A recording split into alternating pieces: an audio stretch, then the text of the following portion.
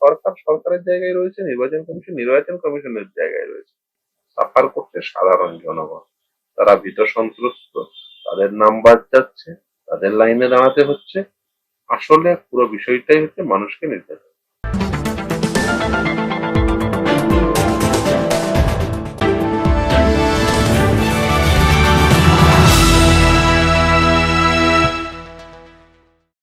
Voter তালিকার SIR, নির্বাচন পিছনোর জল্পনা আর প্রেসিডেন্টস রুল, এই সব কিছু ঘিরে রাজ্য রাজনীতিতে তীব্র বিতর্ক। সুপ্রিম কোর্টে মুখ্যমন্ত্রী মমতা বন্দ্যোপাধ্যায়ের অবস্থানের পর আইনি দিকগুলো কি বলছে তা ব্যাখ্যা করতে ট্রু নিউজ বাংলার মুখোমুখি আইনজীবী ফিরদৌস শামীম। নিজের কেস নিজেই প্লিড করেছেন। তিন চারটে যে বক্তব্য উনি রেখেছেন, আপনার মতামত শুনতে চাইবো তার উপরে। এক, এত কম সময়ের মধ্যে সঠিকভাবে কি করে এসআইআর হবে, 2002 থেকে কেন শুরু করা হয়নি। সেকেন্ড, নিউ ইনক্লুশন, শুধুই ভোটার ডিলিশন হচ্ছে, নিউ ইনক্লুশন হচ্ছে না। Third, role of micro observer. এই তিনটের উপর যদি একটু আপনি আপনার কথা বলতেন। দেখুন, প্রথম কথা, যদি কোনো ভোটারকে ইনক্লুড করতে হয় তার নাম, তাহলে ফর্ম 6 ফিল আপ করে ভোটার লিস্টে তার নাম ইনক্লুড করতে। এখন ধরুন এই রাজ্যে দেখুন, প্রথমেই যখন এসআইআর হয়, যখন এই প্রাথমিক তালিকা তৈরি হয়, তখন প্রায় 58 লক্ষ মানুষের মৃত ভোটারের নাম বাদ। এবার 58 লক্ষের মধ্যে হয়তো হতে পারে 1 লক্ষ মানুষ বা 50,000 মানুষ বা 30,000 মানুষ যারা সত্যি সত্যি বেঁচে আছেন অথচ মৃত বলে ডিক্লেয়ার করে দিয়েছে। তাহলে তাদের ফর্ম 6 ফিল আপ করে তারা আবার নতুন করে নাম ইনক্লুড করবে। আর যদি কেউ ভোটার লিস্টে নাম থেকে থাকে অথচ তিনি মৃত, তাহলে কেউ ফর্ম 7 ফিল আপ করে সেটাকে সেই নির্বাচনী ক্ষেত্রে বাসিন্দা হিসেবে অবজেকশন করতে পারে। এখনো পর্যন্ত নির্বাচন কমিশন এই তথ্য রিলিজ করেনি যে কতজন এই প্রাথমিক তালিকার পরে কতজন ফর্ম 6 ফিল আপ করেছে। ফলে ইনক্লুশন করার ক্ষেত্রে ফর্ম 6 ফিল আপ করা ছাড়া অন্য কোনো উপায় নেই। ফলে ইনক্লুশন করতে গেলে ফর্ম 6 ফিল আপ করতে হবে। এবার মমতা বন্দ্যোপাধ্যায় কি সেই ডাটা দিয়েছেন? আমি তো শুনিনি অন্ততপক্ষে যে কতজন ফর্ম 6 ফিল আপ করা সত্ত্বেও ইনক্লুড হন। ফলে বেসলেস কথা বলা এক জিনিস, মানে হাততালি পাওয়ার জন্য, আর ফ্যাক্টের উপর দাঁড়িয়ে আপনাকে কথা বলা সেটা সম্পূর্ণ ভিন্ন বিষয়। উনি কি ওই তথ্য দিয়েছেন যে কতজন ফর্ম 6 ফিল আপ করেছেন? দ্বিতীয় বলি, মাইক্রো অবজারভার। মাইক্রো অবজারভার এই রাজ্যে অ্যাপয়েন্টেডই হতো না যদি তিনি নির্দিষ্ট সংখ্যক আধিকারিক নির্বাচন কমিশনকে দিতেন। আসলে এই রাজ্যের মানুষের এই হয়রানি বা নির্যাতন যাই বলুন না কেন, সেটার কারণ কি? নির্বাচন কমিশনকে রাজ্য সরকারের পক্ষ থেকে সঠিকভাবে সাহায্য না করা। যদি তিনি সাহায্য করতেন তাহলে বাইরে থেকে মাইক্রো অবজারভার আসতো না। তিনি যদি উপযুক্ত সংখ্যক আপনি ডেপুটি ম্যাজিস্ট্রেট, এসডিএম পদমর্যাদার যদি আধিকারিক দিতেন, তাহলে বাইরে থেকে মাইক্রো অবজারভার আসতো না। আমার রাজ্যে কিন্তু এসডিএম এর অভাব নেই, প্রথম কথা। দ্বিতীয় কথা, যদিও আমার রাজ্য থেকে ইউপিএসসি তে মানে আইএস আইপিএস এই সংখ্যাটা কমছে, কারণ শিক্ষার মান তো মমতা বন্দ্যোপাধ্যায়ের আমলে যেভাবে নিচে নামিয়ে নিয়ে গেছেন, যেভাবে দুর্নীতি করে জনগণকে যেভাবে গুমরাহ করছেন প্রতিদিন প্রতি মুহূর্তে, আসলে উনি যেটা করছেন সেটা হচ্ছে জনগণের সঙ্গে প্রতারণা। এসআইআর এ রাজ্যে হবে না তিনি বেঁচে থাকা অবস্থায়, এই কথা তিনি বলেছিলেন। অথচ সেই মানুষটি নির্বাচন কমিশনকে সমস্ত রকম সহযোগিতা করছেন। দেখুন, যে মানুষ তার প্রার্থী তালিকা প্রোটেক্ট করার জন্য আউট অফ দা বক্স গিয়ে বেআইনি কাজ করতে পারে, সেই একই মানুষ একেবারেই নির্বাচন কমিশন বলছে আর তিনি এনুমারেশন ফর্ম ফিল আপ করে দিলেন, সুন্দর করে অফিসার সাপ্লাই করছেন। এইটা থেকে পরিষ্কার হয়ে যাচ্ছে যে বেসিক্যালি ওনার স্ট্যান্ডটা সঠিক নয়। তার কারণ এক এক জায়গায় মানে এক এক রকম স্ট্যান্ড। বেসিক্যালি উনি সুবিধাজনক স্ট্যান্ড নেন। যখন ইডি তদন্ত চলে তখন তিনি প্রয়োজনে ফাইল তুলে আনতেও পিছপা হন না। আবার এসআইআর এর মতো কাজে তিনি যতই বলুন মুখে যে আমি বেঁচে থাকা অবস্থায় এসআইআর হবে না, অথচ তিনি এসআইআর করানোর জন্য সমস্ত রকম সহযোগিতা করেন। স্যার, আপনি বললেন তথ্য প্রমাণ এসবের কথা। অভিষেক ব্যানার্জি বলছে পোর্টালের মধ্যেই একটা বিশাল টেকনিক্যাল গ্লিচ, উনি স্ক্যাম কথাটা এখনো ইউজ করেন, উনি টেকনিক্যাল গ্লিচ বলছেন, যেখানে মাইক্রো অবজার্ভার রোলের রিমার্কস এর সাথে যদি ইআরও লেখে যে we agree with the observation of the micro observer, তাহলে নাকি ভোটারের নাম অটোমেটিক্যালি ডিলিট হয়ে যাচ্ছে। এবং উনি বলছেন ওনার কাছে এগুলোর ভিডিও রয়েছে, বা এনিবডি টেকনিক্যাল এক্সপার্টকে দিয়ে ইসিআই পোর্টাল চেক করে এটা দেখতে পারে।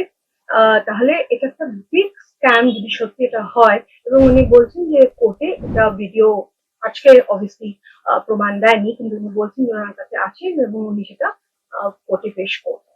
তো উনি যদি ওনার কাছে থেকে থাকে তো উনি পেশ করছেন না কেন? যদি ধরুন পাপাস একজন আধিকারিক পশ্চিমবঙ্গের মানুষের এই নির্যাতনের কারণ হয়, তাহলে সেই মানুষটিকে বা সেই আধিকারিককে তিনি এক্সপোজ না করে তাকে কেন পশ্চিমবঙ্গের মানুষের দুর্বিষহ পরিস্থিতি তৈরি করার কারণ হিসেবে রেখে দেবেন?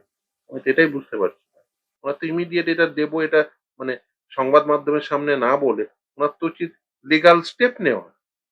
তার কারণ এই রাজ্যে শাসক দল তৃণমূল কংগ্রেস, তার পিসি মুখ্যমন্ত্রী, তিনি সুপ্রিম কোর্টে যেতে পারছেন না। তিনি সেই আজকে অন্ততপক্ষে সেই ডকুমেন্টটাও জমা দিতে পারতেন। আজকে তো সেই সুযোগ ছিল, সেই ডকুমেন্টটাও জমা দিতে পারতেন। আপনি বলতে পারতেন যে এই পরিস্থিতি হচ্ছে, আপনার আইনজীবীদের দিয়ে বলতে পারতেন যে আসলে এই মাইক্রো অবজারভাররা এই ধরনের কার্যকলাপ করছে। আপনি বলে দিলেন, এটা মেয়ার স্টেটমেন্ট করে দিলেন, যেটা আপনার রাজনৈতিক স্বার্থে ব্যবহৃত হবে, যে বিজেপি লেড স্টেট থেকে মাইক্রো অবজারভাররা আসছে, ওটা রাজনৈতিক স্বার্থে ব্যবহৃত হবে। কিন্তু ওর তো লিগাল ইমপ্লিকেশন কিছু নেই, ওর লিগাল কনসিকুয়েন্স তো কিছু নেই। আপনাকে লিগাল কনসিকুয়েন্স তৈরি করতে গেলে লিগালি আপনাকে ডকুমেন্ট দিতে হবে। উনি বারবার বলছেন আসামে কেন মাইক্রো অবজার্ভার ছিল না, ওয়েস্ট বেঙ্গলে কেন। দেখুন, আসামের সরকার যদি নির্বাচন কমিশনের যে রিকুইজিশন অনুযায়ী আধিকারিক পাঠান, তাহলে মাইক্রো অবজারভার থাকবে না। আর পশ্চিমবঙ্গ সরকার যদি রিকুইজিশন অনুযায়ী আধিকারিক না পাঠিয়ে মাইক্রো অবজারভারকে দিয়ে পশ্চিমবঙ্গের নির্যাতনের কারণ তৈরি করার প্রেক্ষিত তৈরি করেন, তাহলে মাইক্রো অবজারভার থাকবে।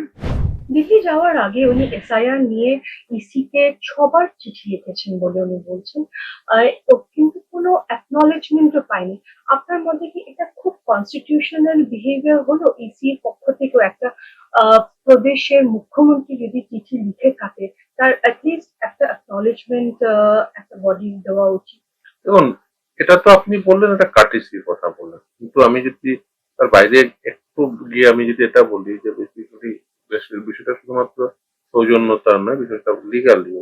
দেখুন, লিগালি তো মানে এর কোনো বাইন্ডিং নেই যে আপনাকে দিতেই হবে। ফলে আপনি বলতে পারেন হ্যাঁ আমাদের শুধুমাত্র আইন দিয়ে তো হয় না, নৈতিকতার প্রশ্ন থাকে, সৌজন্যবোধের প্রশ্ন থাকে। হ্যাঁ, সৌজন্যবোধ অনুযায়ী দেওয়া উচিত। কিন্তু আপনি বলুন তো, ইলেকশন কমিশন যখন আপনার কাছ থেকে আধিকারিক চেয়ে পাচ্ছে না, তখন আপনার এই সৌজন্যতার কি মানে? সুপ্রিম কোর্টে মুখ্যমন্ত্রী মমতা বন্দ্যোপাধ্যায়ের অবস্থানের পর প্রশ্ন উঠছে, আইন কি বলছে আর নির্বাচন কমিশনের ক্ষমতার সীমা কোথায়? সময় তো এই বিশেষ হাতে নেই যে একটা সঠিকভাবে এসআইআর করা যেতে পারে। তাহলে কি হবে? সঠিকভাবে এসআইআর হবে না, নাকি নির্বাচন বিলম্বিত হবে? দেখুন, আপনাকে বলি, আমি এই ভারতবর্ষের এই যে নির্বাচন প্রক্রিয়া, এটার একটা সত্যি সত্যি রিফর্মস হওয়া প্রয়োজন। এই যে 2002 সালের পরে এসআইআর, এই 2025 সালে, এর কি মানে? 23 বছরের গ্যাপের তো কোনো মানে হয় না। এটা তো নিরন্তর প্রক্রিয়া। 23 বছর ধরে অনেক মানুষ মারা গেছে। আর এই নিরন্তর প্রক্রিয়াটিকে জারি রাখতে হতো, তাহলে আজকে এই নিবিড় সংশোধনের প্রয়োজন হতো না। এই নিরন্তর প্রক্রিয়াটি জারি রাখেনি একটি কনস্টিটিউশনাল বডি, এটা যন্ত্রণা।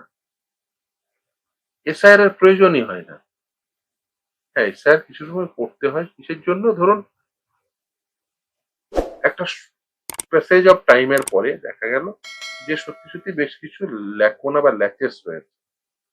আপনি বলুন যে এই যে একজন যিনি মারা গেলেন, তার নাম বাদ দেওয়ার ক্ষেত্রে কি পদক্ষেপ হবে, এর কোনো সুস্পষ্ট ধারণা জনগণের মধ্যে আছে? আমার তো ধারণা যে নেই। সেটা করছে। দুর্ভাগ্য।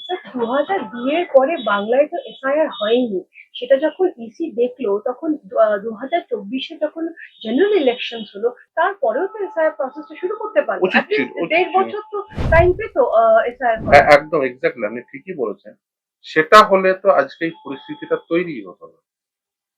সেটা যদি হতো সেটাই তো সবথেকে আইডিয়াল সিচুয়েশন হতো, যে একটা ভোট প্রক্রিয়া শেষ আর একটা ভোট প্রক্রিয়া হবে, তার অন্তর্বর্তীকালীন সময়কালটি ব্যবহার করে নিবিড় সংশোধনের মাধ্যম দিয়ে একটি এরর ফ্রি লিস্ট তৈরি করা।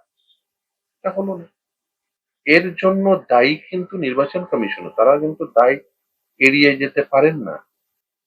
নির্বাচন কমিশন তারা সঠিক কাজ করলো না, রাজ্য সরকার আধিকারিক দিল না, ফলে এইটা আলটিমেট সাফার করছে জনগণ। এরা কেউ সাফার করছে না, নির্বাচন কমিশনও না, সরকারও না। সরকার সরকারের জায়গায় রয়েছে, নির্বাচন কমিশন নির্বাচন কমিশনের জায়গায় রয়েছে। সাফার করছে সাধারণ জনগণ। তারা ভীত সন্ত্রস্ত, তাদের নাম বাদ যাচ্ছে, তাদের লাইনে দাঁড়াতে হচ্ছে। আসলে পুরো বিষয়টাই হচ্ছে মানুষকে নির্যাতন।